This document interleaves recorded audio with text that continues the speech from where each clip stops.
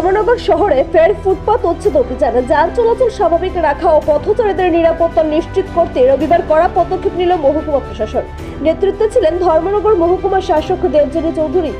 ধর্মনগর শহরের গুরুত্বপূর্ণ এলাকাগুলিতে রবিবার ফের শুরু হলো ফুটপাত উচ্ছেদ অভিযান। মহকুমা শাসক দেবযানী চৌধুরীর নেতৃত্বে পৌর পরিষদের আধিকারিক ও কর্মীদের নিয়ে অভিযান চালানো হয়। এর আগে পৌর পরিষদের উদ্যোগে অবৈধভাবে ফুটপাত দখল করে বসে ক্ষুদ্র ব্যবসায়ীদের উচ্ছেদ করা হলেও অভিযোগ কিছুদিন পর ফের শহরের বিভিন্ন ফুটপাতে ব্যবসা শুরু করেন তাদের একাংশ। ফলে চরম অসুবিধায় পড়েন সাধারণ পথচারীরা।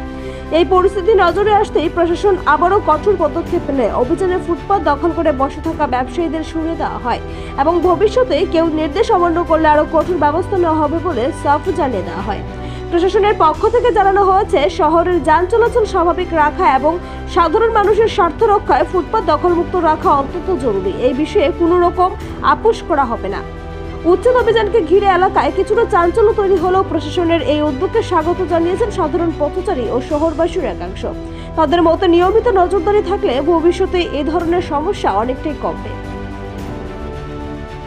তো কিছুদিন ধরে আমরা দেখছি যে যেগুলো এইসব স্পট থেকে এসডিএম অফিসের সামনে বা মানে বিভিন্ন যখন আমাদের কনসপিকুয়াস প্লেসগুলো আছে, বাবুর বাজার আছে, এগুলো থেকে আগেও মিউনিসিপ্যালিটি স্পেশাল ড্রাইভ নিয়ে এরকম বেআইনি যে মার্কেটগুলি বসছে বা বেআইনি যে দোকানদাররা বসছে তাদেরকে উঠিয়েছিল, কিন্তু কিছুদিন পর দেখা গেছে আবার বসে গেছে।